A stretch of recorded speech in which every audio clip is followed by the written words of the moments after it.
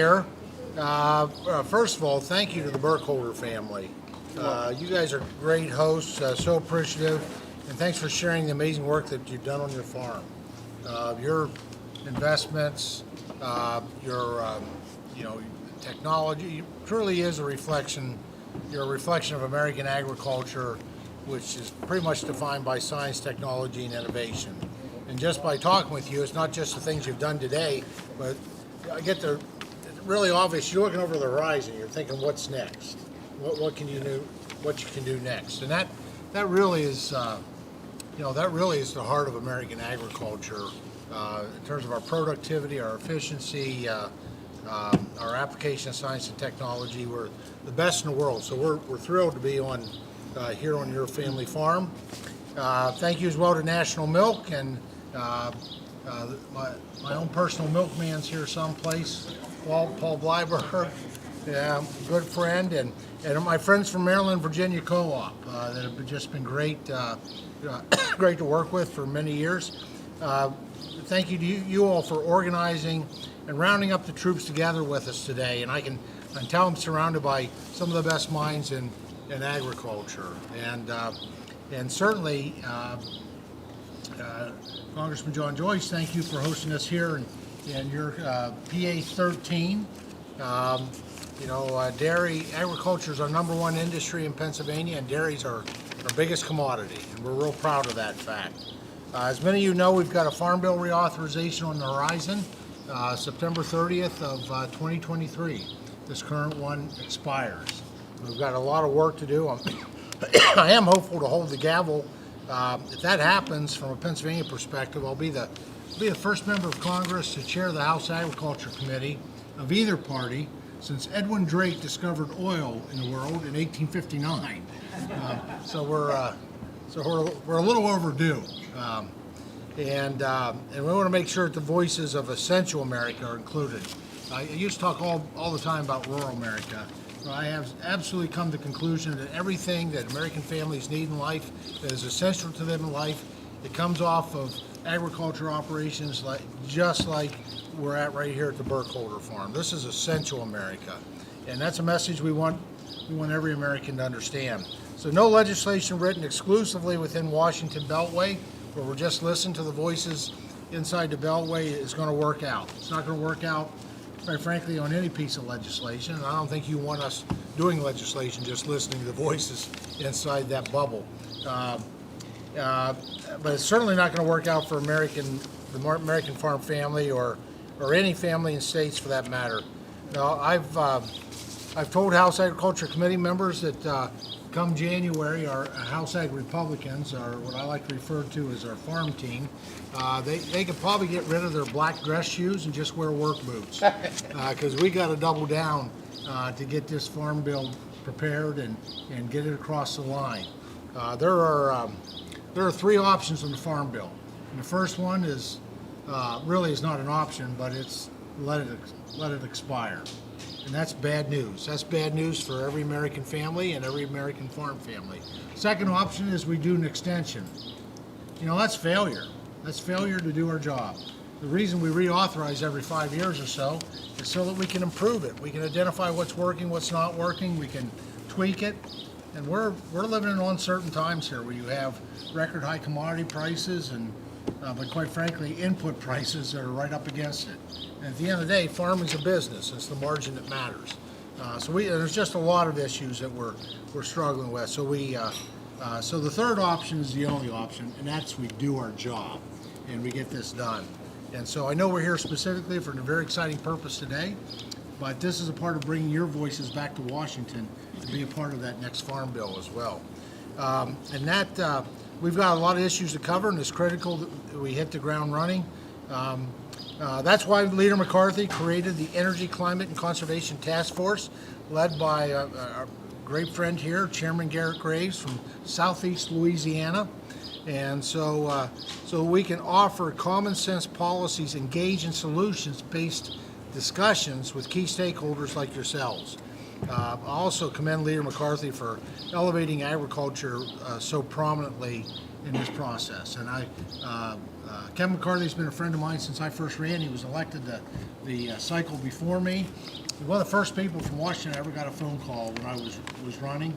And the more I learned about it, my wife's cousin lives in Bakersfield, so I knew a little bit about his district, and quite frankly, it's agriculture and energy, which reminds me a lot of Pennsylvania.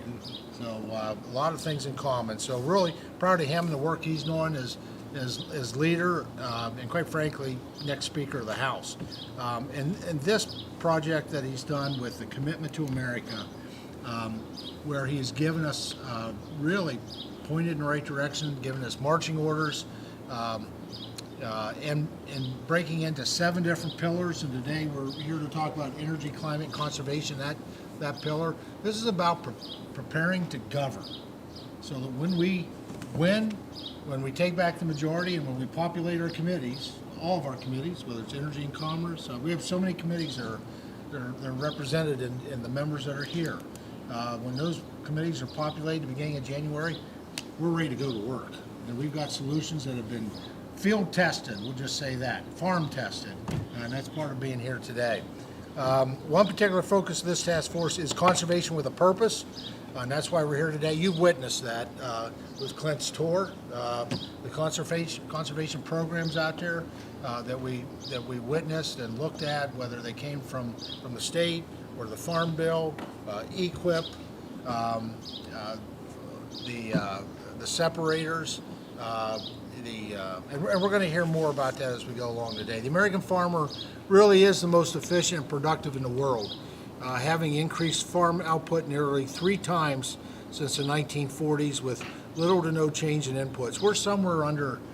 We've increased somewhere under 300% since the 1940s, our productivity.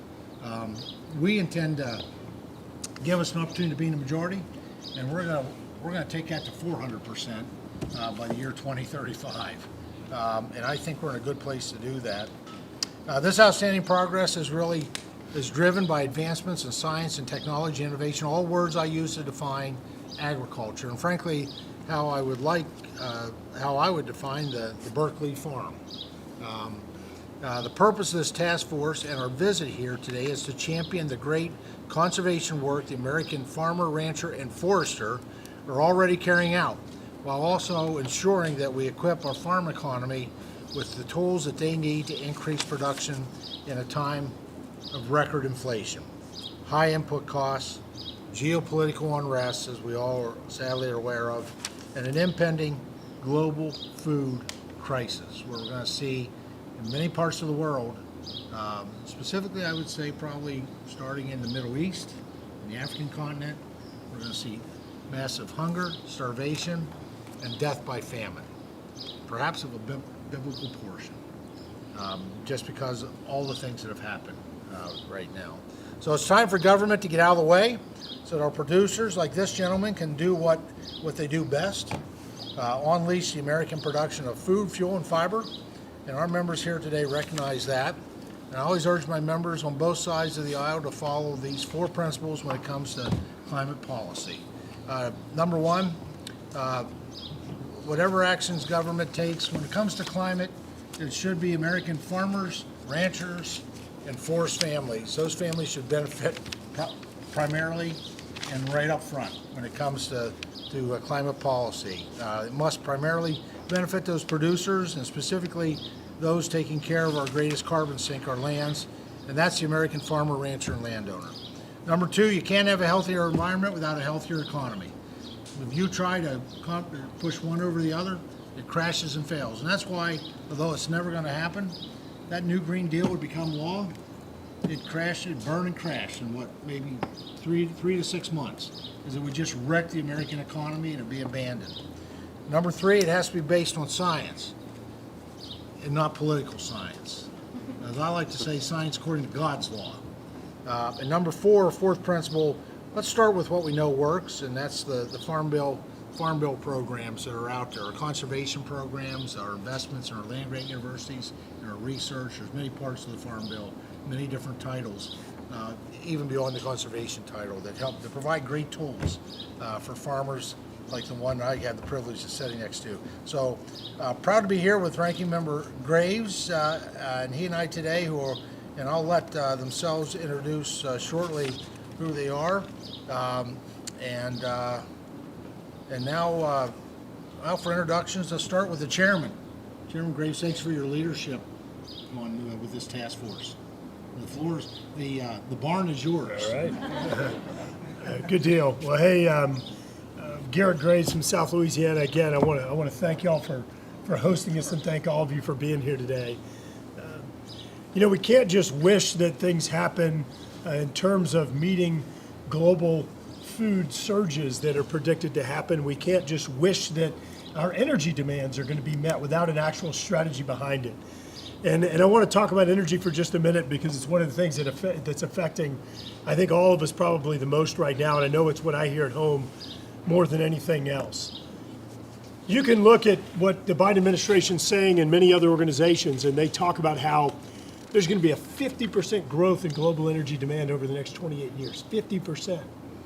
And when you don't have a strategy, you see some of the implications that we're seeing today, where it's been a near doubling of gasoline prices, diesel's even higher than that, natural gas prices nearly tripling. And these are costs you can't avoid. If you drive a car, if you eat, if you ride on transit, no matter what you do, you're going to pay these costs. If you order things online, you're going to pay these costs somehow. If you pay an electricity bill, you're going to pay these costs. And it's one of the most pervasive, one of the most impactful things that's happening right now, because we're saying we're not going to produce energy in the United States. We're not going to produce new energy. Yet our president's in Saudi Arabia right now asking them to meet our energy needs, which I'll make note, it's actually dirtier energy from an emissions perspective as well. So it's failing the affordability test, this strategy. It's failing the test of environmental, the environmental or the emissions. It's failing the test of energy security because we can't go to countries like Saudi Arabia, Iran, and Venezuela and ask them to meet our energy demands, our energy needs. And something else that's really important is just this whole supply chain security issue. We saw what happens when you go and increase your dependence upon Russian energy. We saw what happens. And we can't trade from Russia to Iran to Venezuela, Saudi Arabia, China. We can't do that. And similarly in the agriculture space, it's predicted that we're going to have a 50% increase in demand for food between now and 2050. Excuse me, a 56% increase in demand for food. And as GT said, you know who does it better than anywhere else in the world? Y'all do. We do it right here at home. We produce it more efficiently. And as GT mentioned, 300% improvement in efficiency since the 1940s. And looking a little bit closer time frame, just between 1990 and 2020, we saw so much increase in production that it would take 100 million acres in 1990 efficiency to produce the amount of outputs, agriculture outputs that we're seeing today. And on the environmental side, we've seen that the ag sector is sequestering about 13% of the emissions in the United States. So look, y'all are the original conservationists. Some of the best opportunities we have in America to further sequester greenhouse gases, to meet both this economic sustainable goal and this environmental sustainable goal is in the resources that y'all manage. So GT talked about this pillar that we're working on today. It's conservation with a purpose. It's not out there doing things that make us feel good that have awful outcomes. It's about doing things that where you get the win-wins or the win-win-wins, increasing agricultural outputs, improving our conservation measures or sequestration of greenhouse gases, improving efficiency, and it's ensuring economic activity and sustainability. Look, in closing, I want to make note of something that's so important. It's so important. When you produce natural resources, whether it's agricultural products or it's oil and gas, you are creating new economic activity. You're taking things out of the ground and you're creating new economic activity. When you're dependent upon other countries, we're taking our limited resources, our monetary resources, and we're sending it to them. And if we can produce things in the United States, if we can meet this surge in agricultural products or food, if we can meet this growth in energy demand by producing resources right here in America, let's do it. And so we're gonna take the handcuffs off as a result of this task force work that we're doing now. We're gonna take the handcuffs off of the farms. We're gonna take the handcuffs off of the people who just want to work hard in America and make sure that we can meet that demand both from an economic sustainable and from an environmentally sustainable perspective. So, John, thanks again for hosting us in your great district. And I do want to apologize. I am going to have to take off a little early. I got to try and catch the last flight home to New Orleans. So, but thanks Thank you again. for being here. Yeah. Let me take the opportunity to introduce our host member of Congress here today from Pennsylvania 13, who I know his passion for agriculture and being a voice and a vote for his farmers.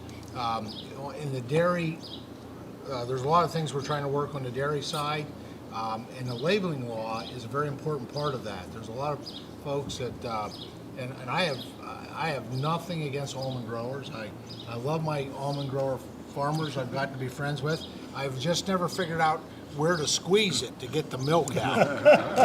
And so we got a labeling issue here that we don't want consumers to be misled, obviously, to truth in labeling. And the member of Congress that has carried the milk on that, we'll put it that way, for many years is Congressman John Joyce with his legislation. And John, thanks for, I'll yield to you. Absolutely. And Garrett, we understand you have a flight to catch. And GT, thank you for having me participate as well. To the entire Burkholder family, what an operation. In our district, I realize, as your representative in Washington, how hard your family works. I realize the constraints that you work under. But my takeaway from seeing your operation here is you reach for innovation. And that's what the dairy farmers, that's what all of ag in Pennsylvania reaches for. They reach for innovation. I serve on Energy and Commerce. I didn't make GT's ag team, but I'm really proud to be on Energy and Commerce. And realize how important the energy resources that are under the feet of my constituents are. The natural gas, the coal, the Marcellus Shale. And Biden lived up to one promise. He said on day one, I'm going to cancel the Keystone XL pipeline. And we're all paying for it. You're paying for it in ag. You know that when you talk to me about the increased prices and the logistics of moving equipment, moving grain, moving feed to this great dairy farm. I'm an all of the above guy, but above all, I'm for the natural resources that are under the feet of Pennsylvania 13 residents. And I will continue to advocate for that. I'm someone who loves being outside. I plant my garden, I'm out in the woods, and I respect the environment. There's no question about that. Dairy farmers respect the environment. I see that. I see all what you do here and understand your commitment to doing it in the cleanest and the safest way. But we have to be able to do that on all levels. And my commitment for you is that I will continue from the energy and commerce point of view to protect that we have American, clean, cost-effective natural gas, that we have the ability to utilize what's under our feet, what employs people, and what can make your prices less here. GT has mentioned something, and if you're part of the Pennsylvania delegation, GT is our dean, you realize very early how important dairy is. I realize that when I come to the farms. I see patients here. How are you today? I see different friends here as well. And I've known that from the hardworking dairy farmers that are part of this district. But when Michelle Obama removed milk from schools, look, I had chocolate milk, like I have today, from kindergarten through 12th grade. Milk, whole milk, allows for bone, brain, and muscle development. It's what kids need. Childhood obesity is a real issue in America right now, and it's from kids sitting in front of video games. It is not from kids drinking whole milk. They need this. I'll tell you this as a doctor. I'll provide for you studies that support this. We need to get whole milk back into school. And I'll end with what GT alluded to, because we've worked on this together. We need labeling that dairy products need to come from lactating animals. I agree with you. I don't know how almonds can produce milk. I don't know how soy can produce milk. I think that milk Great comes from... beverages, they're just I do feel beat up on here. You're on a dairy We farm. dairy, well, we only have a little bit of almonds. I feel like almond, well, yeah, there's... Yeah, go easy there. Just realize your audience. But the takeaway message is we have a commitment, and there are 5 of us here from Washington.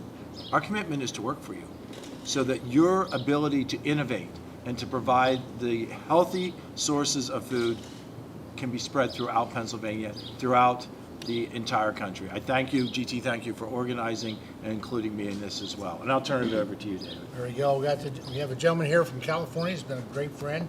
He knows dairy. His family are dairy farmers. His immediate family, his cousins. Me. Well, that's what. Yeah. I still log on Dairy Comp from DC and make a list for the guys to move heifers. There you go. So California, 21st Congressional District, David Valadeo. GT, thanks for the opportunity, John. Thanks for inviting me. I actually came to this way last week to see Pennsylvania. I wanted to see Gettysburg with my family. This is absolutely beautiful country. And both the members, John and Garrett, thanks for being a part of this as well. So I feel the shots of the almond thing. I was going to joke a little bit because almond milk doesn't even really have a whole lot of almonds. We grow a little bit of almonds on our family's farm, but I remember asking a couple of the almond guys, I said, all right, how many almonds in a gallon of milk? Give me the truth here. I want to know. And he laughed. He said, only like 3 or 4. Like, we grind them, we soak them, whatever. And I've supported the Dairy Pride Act. I've helped on the amendments and so I've full support. I'm glad to have a doctor leading that fight to make a great case for us. But the importance of the Farm Bill, though. I come from California, and I mentioned a little bit on the tour. Over the years, when I would go to Land O'Lakes and different dairy groups, National Milk, and come as a young producer to and meet with other farmers across the country, there's always a lot of fighting. But when it comes to the Farm Bill and Washington, D.C., we can't be fighting with each other.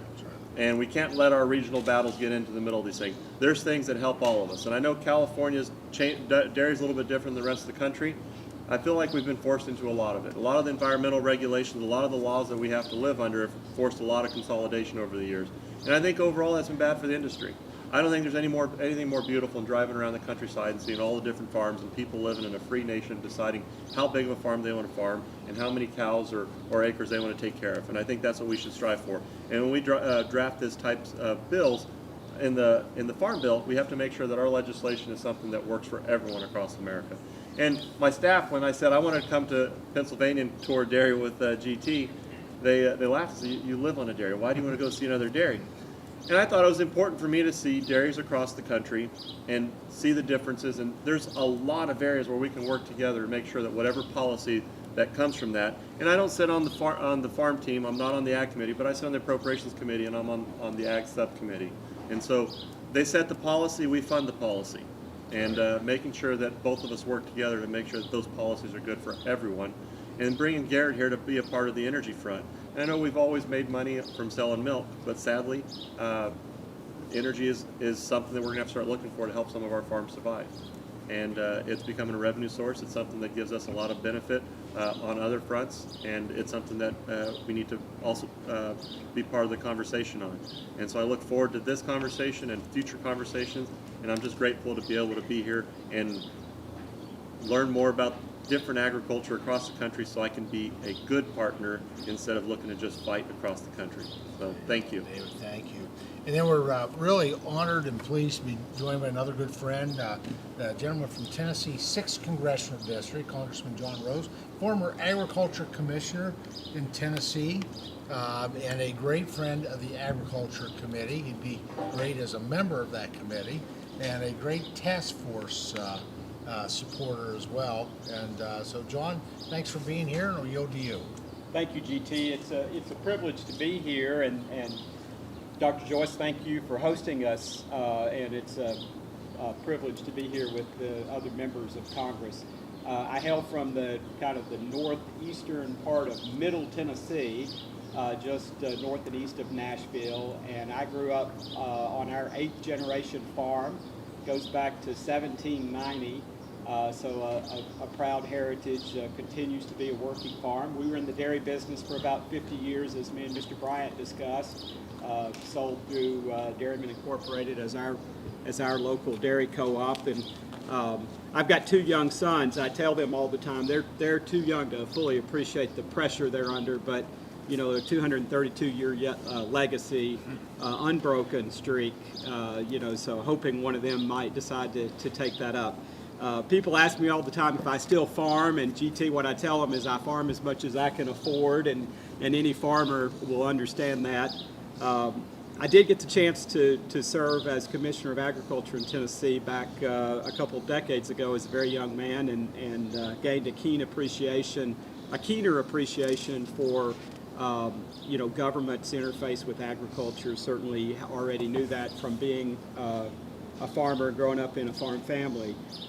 I serve on the Financial Services Committee, and as GT knows, deeply interested in agricultural issues and working hard to be a part of the solution. My family has deep ties to the Farm Bureau in Tennessee, and so it's kind of in my bloodstream to be interested in agriculture. Trained as an agricultural economist years ago, and then took a different route so I could afford to farm, and so good to be here.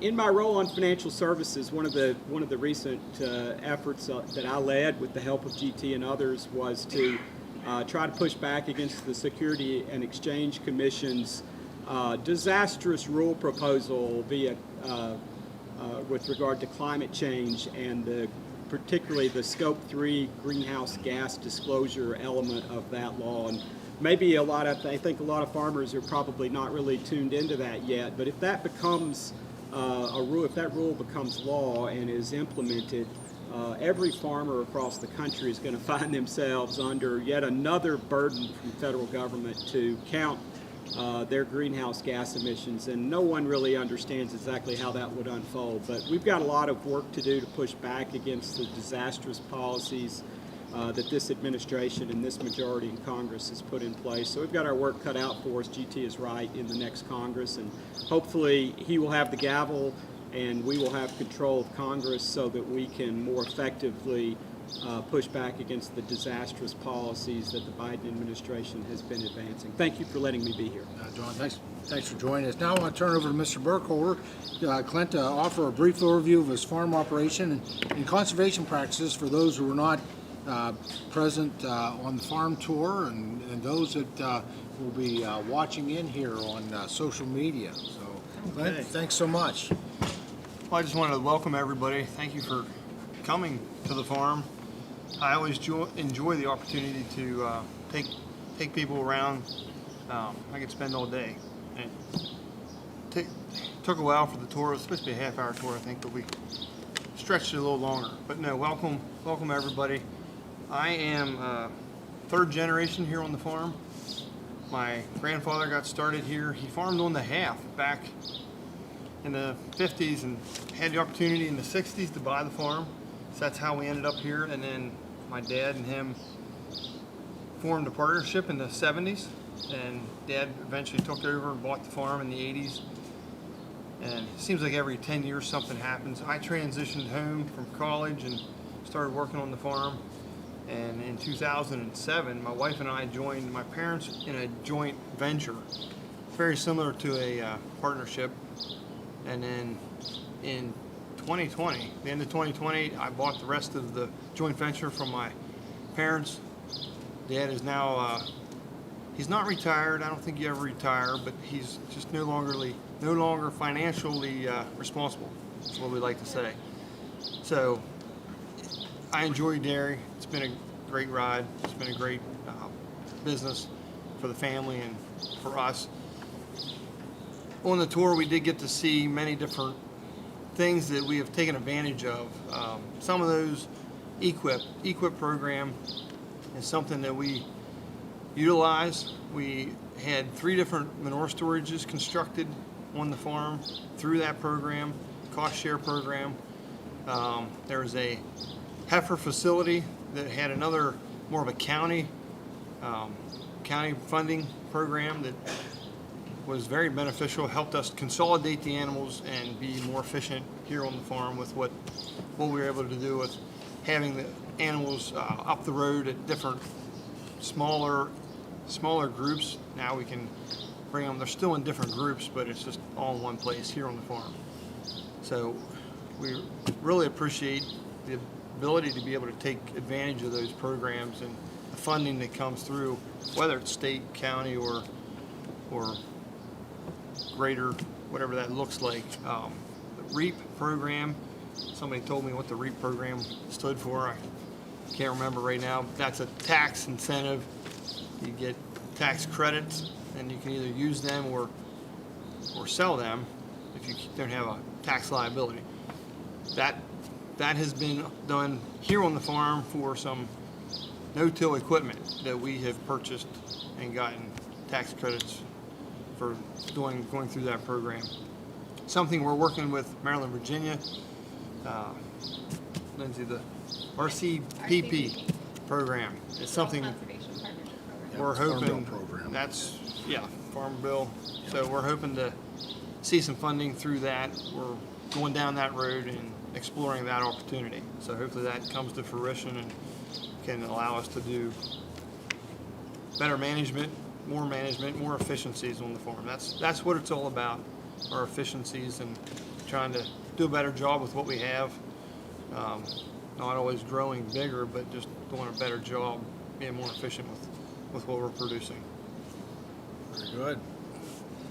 Well, Clint, once again, thank you very much. And, the programs, whether they're, administered on a local, county, state, or federal level, those are all tools. I mean, we take great pride with what we do with the Farm Bill. Those conservation programs are tools to just help you be more effective. In the end, to help you to be more successful with a healthier economy and, quite frankly, a healthier environment. And those are important tools. The theme today is conservation with a purpose, and it's a dual purpose, economic and environment. And as I said, from a principal perspective, you can't have one without the other. Now, we are blessed to be joined by a lot of key stakeholders here. Agriculture, it doesn't matter what kind of an agriculture, what kind of a farm or a ranch or a forestry operation you're running, it's those hands that you have that make it successful, right? And when it comes to the work that we're doing with this task force, you're all part of the farm team when it comes to this particular task force. And so looking forward now to having each of you introduce yourself and whatever remarks that you'd like to make and share with us. And I will pass this microphone your way. Thank you. Good afternoon, everyone. My name's Jay Bryant. I'm the CEO of Maryland and Virginia Milk Producers. I don't have a Maryland or Northern Virginia accent, as you might can tell. I grew up on a small dairy farm in northwest North Carolina, so my representative back home is Virginia Fox, and so she and my mother and my sister have always been very close. So that's a part of the area that I hail from. But again, we really appreciate the opportunity to be here. Clint's father, Stanley, was on the board when I came to Maryland, Virginia 23 years ago. So I've gotten a great opportunity to get to know Clint's family, his mom and dad, Stan and Janice, and just very good people to work with, and really great advocates and a great face for our industry. Several years ago, we really started trying to think about how can we as a co-op do things for our members to bring resources to bear that were outside of the normal governmental opportunities and resources, because we were forevermore getting in front of our customers, and they would ask us questions about conservation and sustainability and climate, and how do your members feel about that? How do they think about that? Do they think about the future, and do they think about the environment? And obviously, I loved your opening comments there, Congressman Graves, because my answer would always be, I think dairy farmers and farmers in general are the original environmentalists and the original conservationist. Because if they didn't take care of the resources that they basically had as assets, then they weren't going to be there. And they had to do that. And so, one conversation led to the next, and it just seemed like there was a place and an opportunity for us to bring together our customers and the marketplace, if you will, with our members and start trying to put some programs together to help support that process and to help support them. And really, we've been really pleased with some of the things we've been able to get done. I'm going to ask Lindsay Reams, who works with us, to give you an example of a couple of those. As y'all would imagine, I could sit here and pontificate for quite a while on all the things Lindsay does, but Lindsay will do a much better job talking about what Lindsay's done than I will, and she has spearheaded that effort on behalf of our cooperative, and it's really done a lot to help our members continue to access funds and access opportunities that are out there because the consumer, the marketplace wants to support farmers, but they want to support farmers doing things the right way. And I think that's just a great opportunity for us, and I saw it as that a few years ago, and Lindsay's helped us bring that to the table. So I'll turn it over to you, Lindsay. Thanks, Yes, Jay. sir. I'm Lindsay Reams. I work with Maryland and Virginia Milk Producers Co-op, which Clint and his family are proud members of for a number of years. And I grew up on a dairy farm in Virginia in Loudoun County. And Congressman Rose, I was the 10th generation on my family's farm. So we have a strong history in agriculture, and I'm excited to continue to work in this industry and work on behalf of our member owners. But like Jay said, one of our goals is to really bring value back to our member owners, and we see a lot of the challenges. We see a lot of the needs from our end consumer, from our customers, and from what people are expecting at the farm level. And we looked at how can we partner with a group that aligns with what we do but can bring a different perspective. And we partnered with the Alliance for the Chesapeake Bay, who's with us here today. They're a boots-on-the-ground conservation group, and they had the access to a lot of the federal dollars that you all allocate money for. But as a for-profit cooperative, we didn't have access to those dollars. And Clint, on his farm, he's busy farming every day. He doesn't have time to figure out, what do I qualify? How can I get this?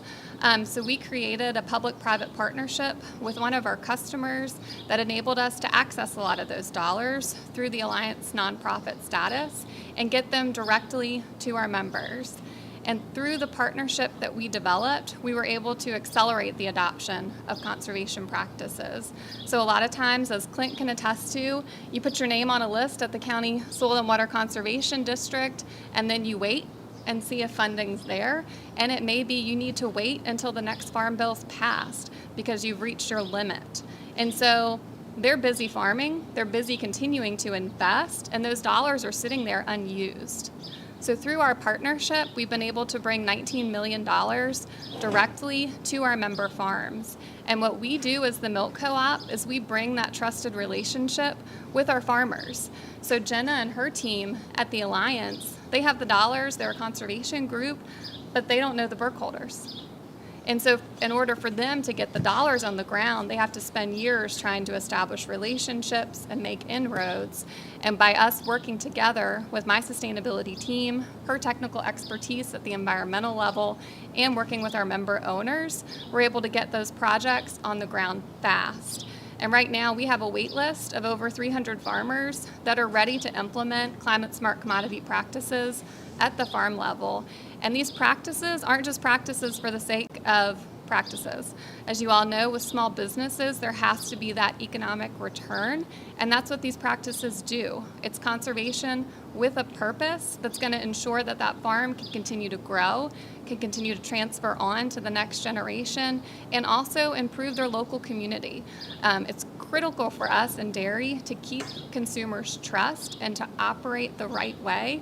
And through Farm Bill programs, such as the RCPP, through EQIP and others, we're able to make those investments to continue to produce that whole milk that we know the youth of our America needs so they can be strong in that next generation. So we really appreciate the investment that's been made. We're hoping everyone gets to work and gets that next Farm Bill passed so we can access those dollars And a critical component of those dollars is ensuring they're flexible and ensuring that partnerships like the one that we formed can continue to access them. And one way we've been able to do that is through the National Fish and Wildlife Foundation. Those dollars have been extremely flexible, and we're able to get them on the ground quickly. So we appreciate the support of those programs. And Congressman Thompson, if you're okay, I'll just pass it down to Jenna. Yep. Thank you. All right, how's this thing work? I just talk right into it. Perfect. Alrighty. Well, it's an honor and privilege to be here. My name is Jenna Beckett. I'm the Pennsylvania State Director and Ag Program Director at the Alliance for the Chesapeake Bay. And our mission is to work with communities, companies, and conservationists to restore the lands and waters that flow into the Chesapeake Bay. And over the past 5 years, we have just had the tremendous honor of our partnership with Maryland, Virginia Milk Producers Cooperative Association. I could go on and on and on, just like Jay could, about how amazing Lindsay is and how much of a privilege it's been to work with her team. We've got Janae over here who leads their sustainability team. Mike, we've worked with, to get things started. And the partnership that we have as an environmental organization just gives me goosebumps. We have access, as Lindsay said, to hundreds of farmers who we can immediately walk onto the farm with, and we have that trust because they have a decades-long relationship with Maryland, Virginia. So, prior to this partnership model, we were working with, Mr. Saltzfuss, who we hoped would connect us to his cousin, who we hoped would connect us to his neighbor. It was very much one relationship at a time. So now having this pipeline, the efficiency is just incredible. We rely heavily on Farm Bill programs. So right now, the RCPP that we're hoping to hear back from any day now, really, to get Clint some more help, that's a $4 million RCPP Regional Conservation Partnership Program that the Alliance sought after through, it's a USDA Farm Bill program. We access a lot of EQIP, hundreds of thousands of EQIP dollars in that $19 million total that Lindsay shared. And our ask, in addition to just increasing, getting as much funding into the Farm Bill as we can for our farmers, as Lindsay said, is to make it as flexible as possible. I would love for my team to spend every hour that we can out on farm instead of reporting for grant funds, reporting, just moving things forward on the ground rather than doing paperwork. And additionally, I think we all know that we're in such an interesting time right now as far as the intersection of climate goals, water quality goals, energy goals, et cetera, and it's just fascinating how much we still don't know. We've got companies, customers of Maryland, Virginia, making extreme goals as far as what they want to hit for their science-based targets. And the reality is that we don't actually know how to get there with especially with our plain-sect farmers. Here in this region, I'm from Lancaster County. 80% of our farmers are plain-sect, and the same type of technology that might be working in California is not going to work on an Amish farm. And we literally are trying our best to figure out what to do and do not know what to do. And so any work that you all can put into really figuring out what technologies make sense for our small farmers, we want our small farmers to remain competitive. We don't want to lose our Amish farmers, but we need to figure out what technologies work for water quality, work for GHG, and work for them, keep them, conservation with a purpose. I love that, Congressman Thompson, GT. I really, really appreciate that. And then additionally, there is really no single tool right now that we can use to model and calculate the impact that we're going to get. If we want to go to a Maryland, Virginia customer and say, all right, this is all the work that we did on these 50 farms, and this is how many metric tons of GHG you're going to get out of it, there's literally not one tool that can do that for us. We have spent days and days doing literature reviews. So any work that you can do to figure out how we do this effectively would just make our lives that much easier, and we would have that much more time to just get out on farm and help the wonderful families like Mr. Burkholder that we've been able to do through our partnership. So thank you. Jenna, before you move on, you talk about, because we talked briefly, I think, in the wagon ride, we got some farmers that aren't real comfortable dealing directly with the government and government programs. And that alliance, that interface, you want to talk briefly about how you've been able to help some of those farms out and make farmers feel really more comfortable of being able to do that? Yeah, absolutely. So, as I said, I'm from Lancaster County. A lot of our farmers are Amish, are plain-sect, who are a little bit more fearful of engaging with the public sector.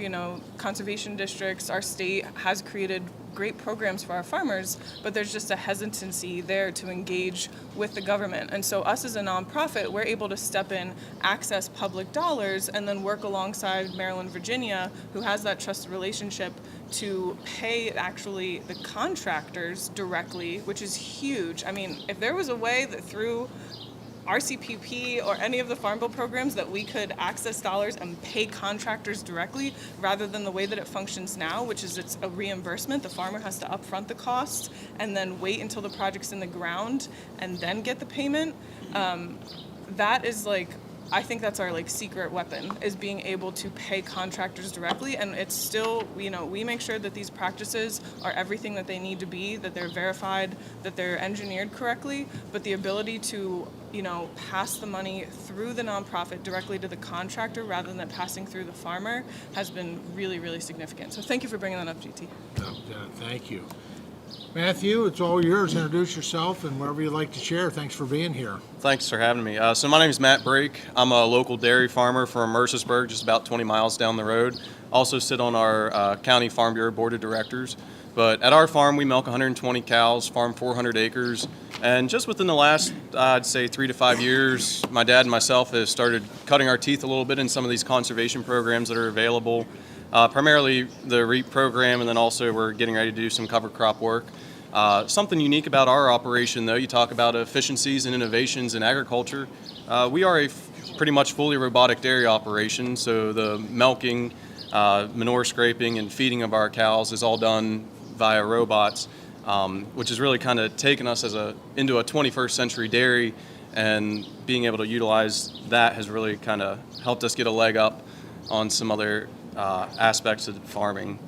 But so yeah, from cover crops, we were just rebuilt a barn after a barn fire back in 2019, and we use a compost bedded pack facility too, which is considered a form of manure storage, a good conservation practice, and are able to take care of the REAP tax credit program as well.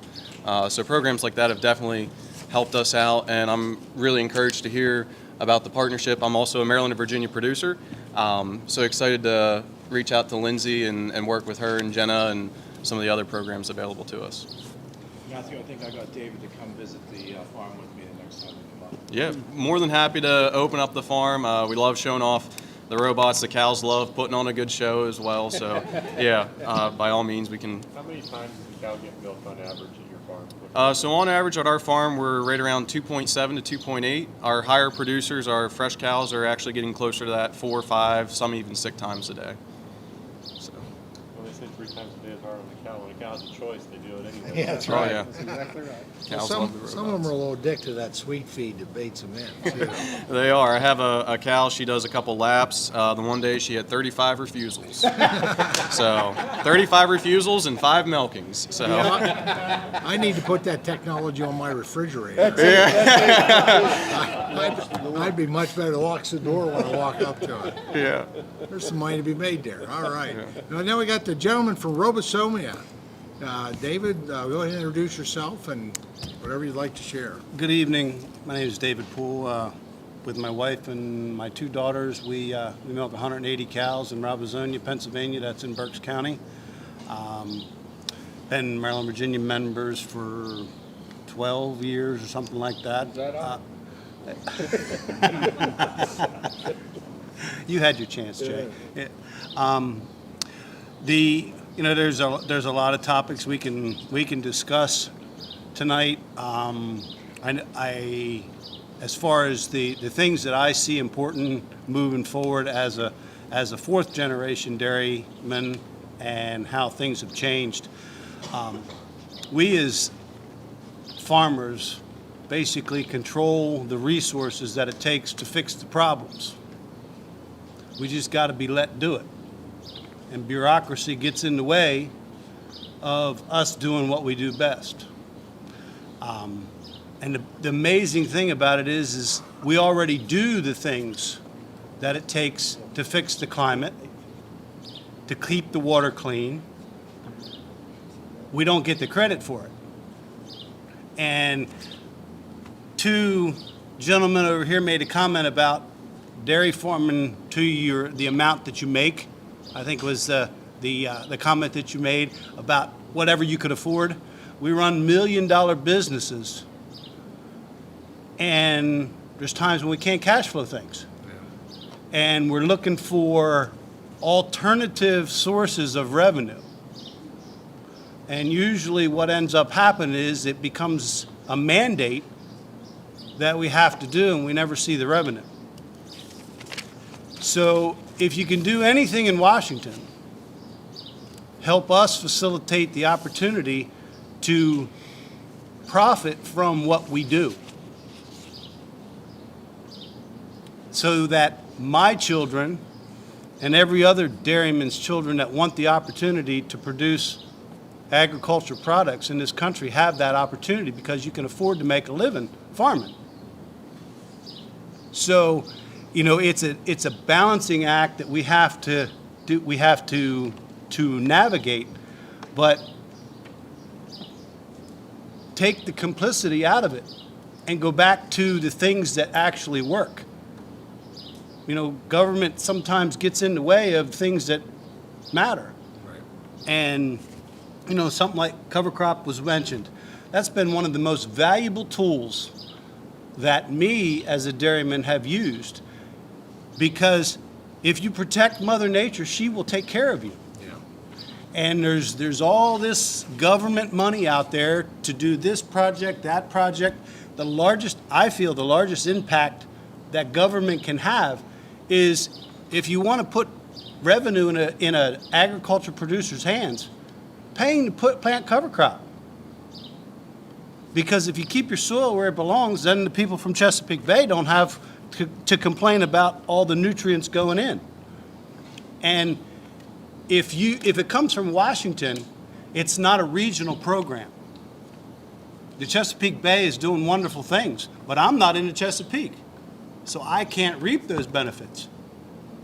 So if it comes as a part of the Farm Bill, then the people in California can access the funds for doing what they do, yeah, as well as Pennsylvania or Michigan or Louisiana or wherever. So let's not box ourselves in. Right. So, David, thank you. And excellent point. The Chesapeake Bay program actually was a Farm Bill program. And I give a lot of credit to a former member, Tim Holden, who, because it was, when I got on 14 years ago, got on the Ag Committee, it's pretty remarkable that those of us in the Chesapeake Bay, and there are so many watersheds, right? I mean, my congressional district, I'm in the Gulf of Mexico, Chesapeake Bay, Lake Erie, because it's so large. But Chesapeake Bay, those of us in Chesapeake Bay, I mean, we had the only program for many years. And then I think the 2014 Farm Bill, we knew it was going to catch up with us, right? And that's where the RCPP came in. So it's now available to David and to John and the different parts in the country. And I think the other part that's so important to reflect on with your statement too is what works is locally led voluntary conservation. And I'll just make a reference on cover crops. Cover crops are great, but I have been in farm areas in my travels as a ranking member, specifically in Texas, where if you put a cover crop in, it's going to suck every bit of moisture out of the ground, and your primary crop is not going to grow. So that's where you need the flexibility. And the Biden administration was talking about mandating that, cover cropping and as opposed to the way you talked about it. And that's the way we tried to do it. And that's what this task force is pushing in terms of conservation with a solution is voluntary, locally led. So, but David, thank you. Bernie Morrissey would be proud of your presentation. Yeah, pass that one down, please. You want to pass on? I'd rather just pass this along. I'm Leonard Kresge, and I'm a dairy producer in Pennsylvania, about an hour north of here.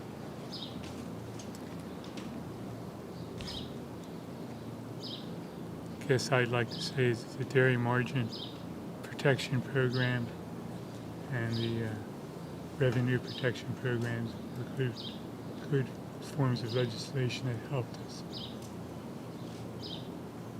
thank you for that. Well, Leonard, thank you. The dairy protection program we did back in 2014 Farm Bill, quite frankly, the Agriculture Committee got it right. And then we had some folks that got their hands on it and kind of twisted the numbers to fit into some financial. It's a disaster. Oh, yeah, they messed it up, where it wasn't affordable, nor did it wasn't really helpful. But I'm proud to say in the 2018 Farm Bill, you know, our fellow, the folks that did that learned their lesson and they left their hands off of what today we know is the dairy margin coverage. And I do, at least what I find almost without exception is that it's been a real godsend and a blessing for dairy farmers, especially coming through COVID in that period of time. And I knew it was good when I got calls from dairy farmers that didn't sign up for it. And in the middle of COVID, they wanted to sign up for it, and it's like, that's not the way insurance works. You know, you can't buy the insurance after your house burns down. You know, you got to take the risk, right? You're managing risk. And so thank you for the comments on the dairy margin. I also think going into this next Farm Bill that, I mean, we were really lucky that we chose to go the direction of margin. And I'll just make reference to those that grow your own crops. The Title I program, which is based on reference prices, that's not real meaningful right now because you're getting record high commodity prices, but your input costs are where you may be upside down. And in fact, we don't grow rice in our part of the country. A lot of rice in California. Northern part. You got some rice in Tennessee. You got to go down to Arkansas for that, I guess. Well, rice is upside down because the rice isn't getting the commodity prices, but their input costs are up. So, I mean, I think there's a lesson as we move forward with the Farm Bill to maybe reconsider Title I, and I'm not saying that's the right or the wrong way to go, but we ought at least be talking about, because the dairy margin coverage has been so successful when we insure, and it's a public-private partnership, you purchase that insurance, that maybe on Title I we need to be rethinking it. And I know that's changing a paradigm is like, it's like this, well, I guess it's appropriate on dairy farm to say that's the holy cow, right? But It's nice that we pay at the end of when it closes out. yeah, That makes it the best part for us. yeah, absolutely. Makes it affordable. Thank you. Jane? Good evening. I'm Jane Seabright. I'm with the Center for Dairy Excellence. Center for Dairy Excellence is actually a public-private partnership in Pennsylvania supporting the broad dairy industry in Pennsylvania's 5,200 dairy farms. I grew up on a dairy farm, and I live on a dairy farm. Actually, we're predominantly crop farm, but we're still small on both sides. We have 50 cows and 700 acres. We've actually benefited from a number of the NRCS programs. We use the precision, nitrogen variable rate program to support some of the things we've done with GPS positioning in our crop business, and it's been very beneficial. And what I would say about dairy is when you develop programs through the Farm Bill to encourage farms to adopt climate-smart programs, the public-private partnership is really essential. Number one, in Pennsylvania, predominantly, a lot of our farms are Amish and are plain sect, they're Mennonite, they're Brethren, and they don't readily accept government programs. So the DMC program has been excellent. We struggle to get farms in Pennsylvania to sign up for it just because they think that they're taking a government handout. So if we can find ways to get them to adopt these programs that are so valuable to their businesses and to use them on their farms, I think that would be incredibly beneficial. Another program that has been very valuable is dairy revenue protection. It's a great program, hasn't been readily used. So when we look at climate smart programs, we need to make sure they're public-private partnerships. We also need to echo what Jenna said to understand where we are. As a dairy industry, we talk a lot about net zero, and my frustration with net zero is nobody can tell me where we are right now. So how can you talk about getting to net zero when you don't know where we are right now? We're not properly documenting the great practices that are happening on Dave's farm, on Clit's farm, on all these farms. We really need to find out where we are now so we understand where we need to be. And especially in Pennsylvania, where we have incredibly diversified businesses. We have small, large, value-added operations, organic operations, conventional operations. There's no one way to measure what these farms are doing, and we just really need to have good monitoring tools, good models in place to document where we are so we know where we need to go. Well, Jane, thank you so much with your leadership. We're really just fortunate to have the center in Pennsylvania serving our #1 commodity group, and I think you, and it's been touched on before, the difficult in quantifying, sequestration of greenhouse gases. Bottom line is, we know that we do, right? But it is different based on your commodity, based on the climate that you're in, the soil types that you have, and so it's going to be very challenging being able to do that to a significant degree. But I do know as a whole, we know when we're looking at the macro level, and this is what we should be very proud of in terms of American agriculture, it all falls under the researchers kind of put it under the title of natural land solutions. And the natural land solutions, and I think a lot of this research and documentation, probably not all of it, but a lot of it was put forward that I reference, came out from the Intergovernmental Panel on Climate. And quite frankly, natural land solutions is their fancy way of saying agriculture, because it really is. It's crops, it's ranching, and it's forestry. And from a macro perspective, this is something I think we should take great pride in. And I know that there are many out there that when there's the most extreme voices on the other side, which were the only ones at the table for a very long time. Shame on us for allowing that to happen, but that's not occurring now. We are the members you have here. You're the Ag Republicans in Washington. We're doing what our mothers told us not to do. We're not only at the table, our elbows are squarely on the table, and we're leaning in on this issue that this task force is addressing. The other side is not following the principles that I already laid out. I mean, their science is political science. They talk about this because they want to influence the next election, and they don't. And facts shouldn't get in the way with what they do. We're clearly focused on science, and the science from the source I referenced and others shows that annually we sequester 6.1 gigatons of carbon through agriculture in this country. Now, I don't know how big a gigaton is, but it sounds huge, right?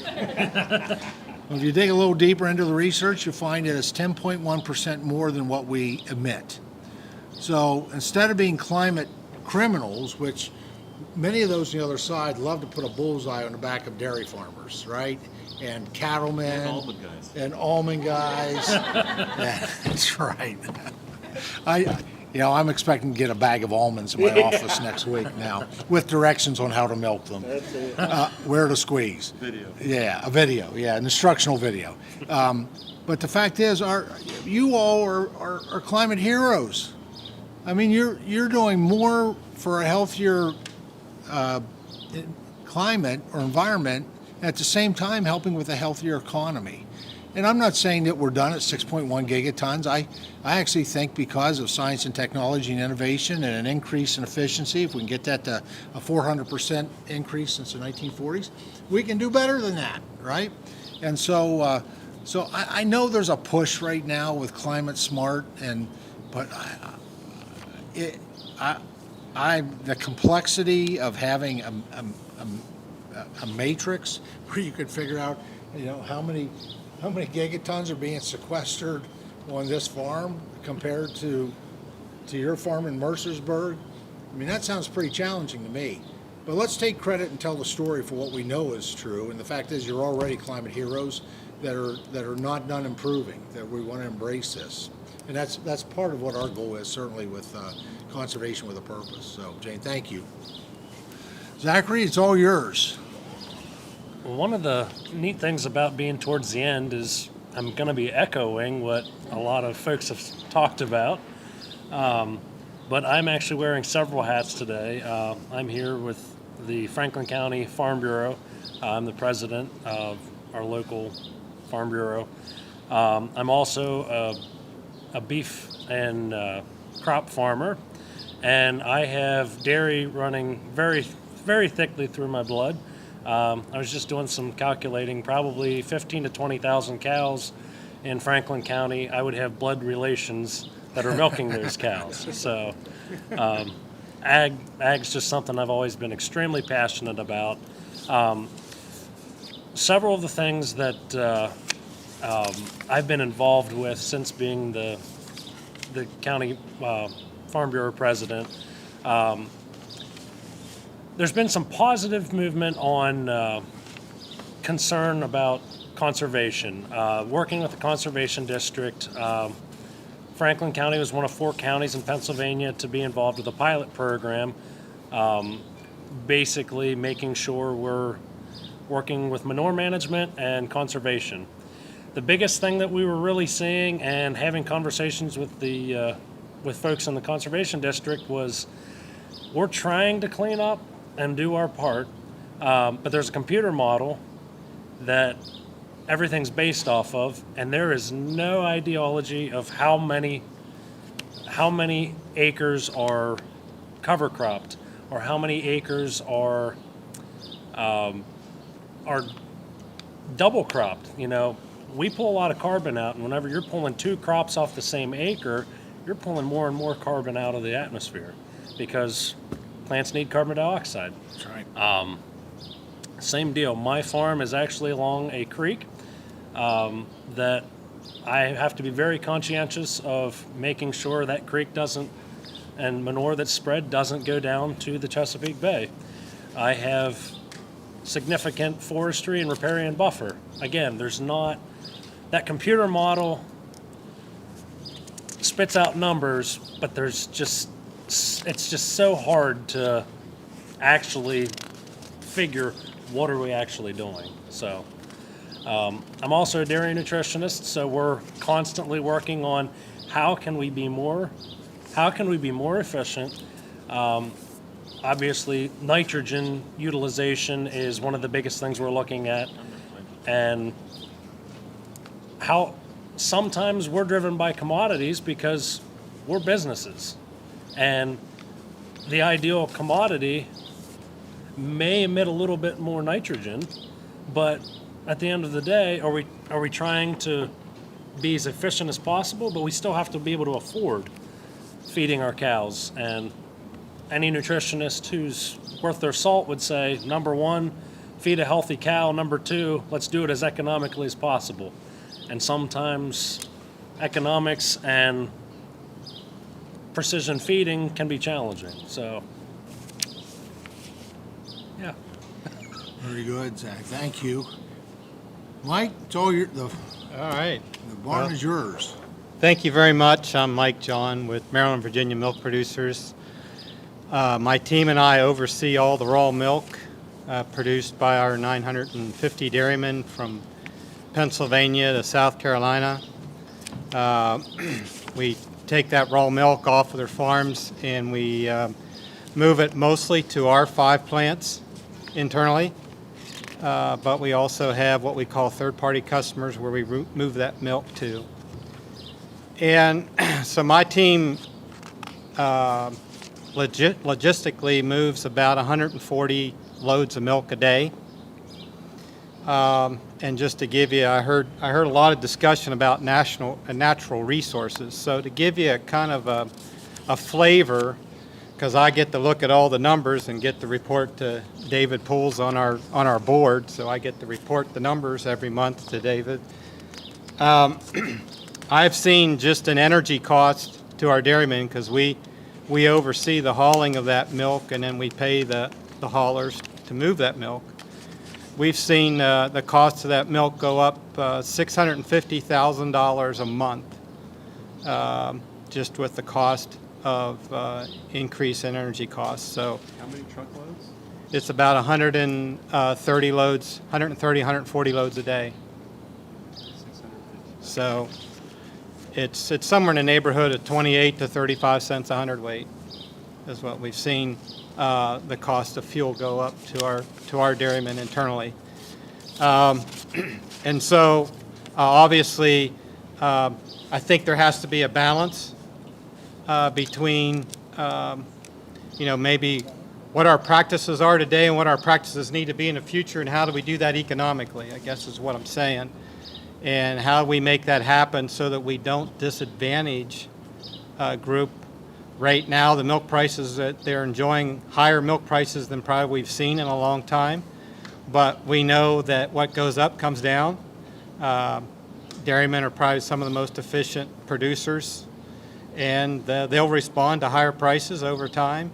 And so the real concern is the energy costs and other costs on the other side of it. So I guess the other thing that I would say is again, I can't really add a whole lot to what Lindsay and Jenna said, but other than just say that this partnership has been a wonderful partnership with private and public. We've been able to thread the needle with our conservative friends. So we have, even though we have 950 producers, probably 600 of those are in Pennsylvania, and most of them are in Lancaster, as you can guess. I mean, Lancaster County is the largest dairy county from Maine to Maryland, so it's a big producing dairy county, and it's filled with dairymen. So probably the average size farm in Lancaster County is 110 cows, maybe. But they've been here. I'm 60. They've been here since I was 10. So I mean, they're going to be here after another 60 years. And we work great with them.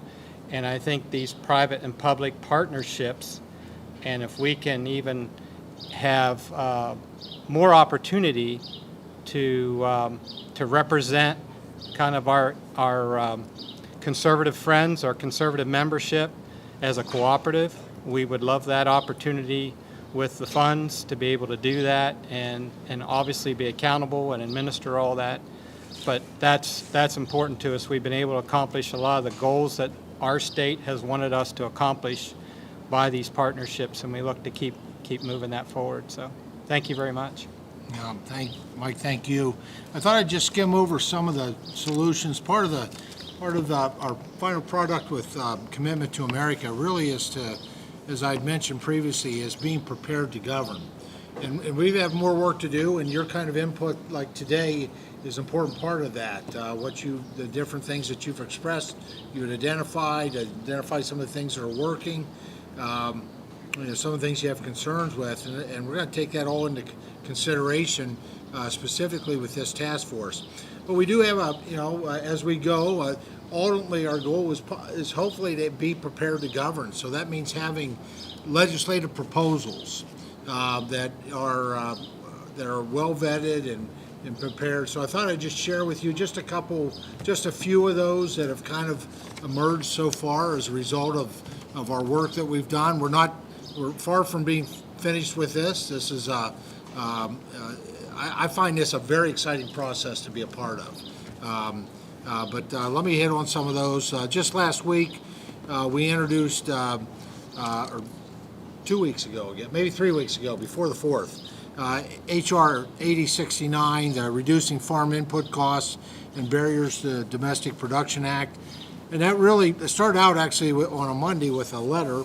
Leader McCarthy, myself, there were 96 members that signed in total. And we sent to President Biden about 9 things that he could do that really don't require congressional approval. I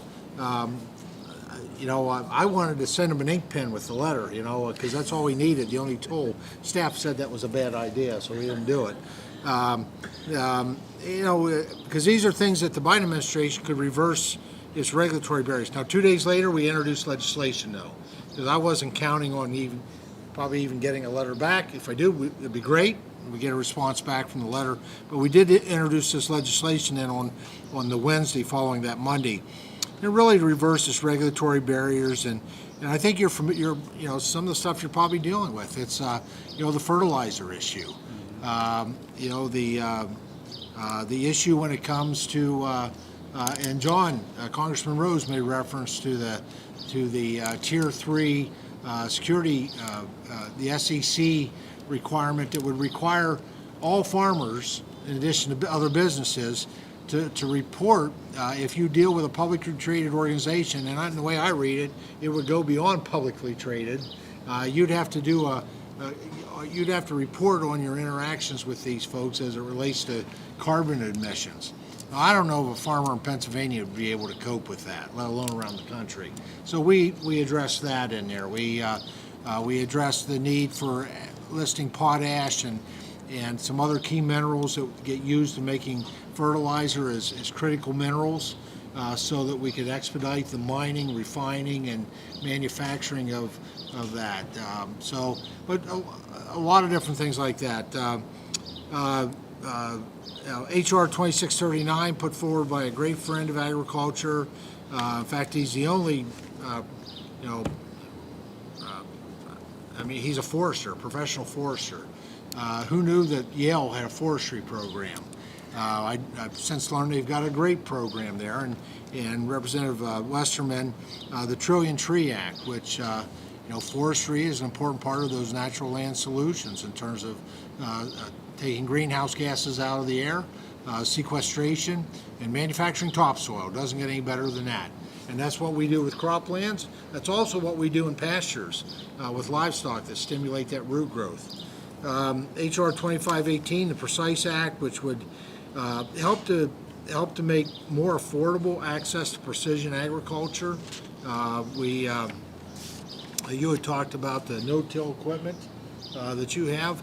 There's amazing new advances in precision agriculture equipment, but it's very expensive. And we want to make sure that we try to make that affordable for farmers of all sizes. HR 2581 is a more recent one, the biochar innovations and opportunities for conservation, health, and advancement. HR 2777, advanced recycling, research, and development. One I introduced last week with Congressman Westerman, who's the ranking member of Natural Resources, and Congressman Lucas, former Ag Chairman and current ranking member on the Science Committee, and that is the Carbon Sequestration Collaboration Act, trying to obviously do work at enhancing carbon uptake and storage in agriculture soils. And then I'll just finish with the last one, Sustains Act. Sustains Act really is the flagship piece of legislation in the Agriculture Committee that Ag Republicans have put forward. And it speaks to all the programs that the RCPP, the EQIP, you go down the line, all the conservation programs. And what the Sustains Act would do would create a public-private partnership with USDA, within USDA, so that organizations like Microsoft, Apple, eBay, Amazon, whatever, those large corporations that right now are interested in buying carbon credits, this would create a public-private partnership that they could make a contribution to USDA. Those monies would be used to fund additional conservation programs, Farm Bill programs. It would be matched with Farm Bill dollars, and we'd be able to do more. To give you some example of need, in 2020, EQIP, we, at the end of the day, after we had funded as much as we could with what we had, there were 80,000 applications left over that were not able to be funded. If we would just been able to fund just a fraction of those, how much more environmental and economic benefit could we have had? Now, the beauty of the Sustains Act is where the carbon credits really only benefit, from my experience, my observation, rather large landholders, huge acreage, and rather large corporations. The Sustains Act benefits everybody. Mom and pop, tractor supply store, local grocery store, hardware store, if they want to get their climate credentials to be able to put in their advertising that they are climate champions, put it on their letterhead, put it on their products, they could make a contribution, a scalable contribution to USDA to be able to achieve that. So those are just a handful of programs. I know we're a little over 7 o'clock at this point, and really appreciate everybody's patience. Once again, I'll apologize for us getting here late, but we're not in the majority. We get in the majority, we do come back, we'll be much more prompt. I promise you that. We have control over the schedule. And so, you know, I just, if there's any last comments, open it up for any last comments, directions that anyone might have of our stakeholders. No? Thank you for supporting us. No. Well, Absolutely. we're proud to do it, proud to be a part of this, the commitment to America, and quite frankly, the Energy, Climate, and Conservation Task Force that Leader McCarthy is assigned to us. So, from our host, any remarks, Clint? No, I just thank you for coming and appreciate you taking the time to see what we have going on here and hearing out what we have and think about what we've done and utilize what you guys have been able to help provide us with. Thank you, and thanks for your hospitality. Congressman Rose, any parting words? Well, I just probably second what I've heard over and over again here, which is that, you know, you grow up on an 8th generation farm, you have a keen awareness of preserving the environment. And you get to see firsthand the mistakes that were made in the past and also the things that were done right. It really teaches you that if you want to continue to produce, you've got to preserve the environment. All right, and the gentleman from California.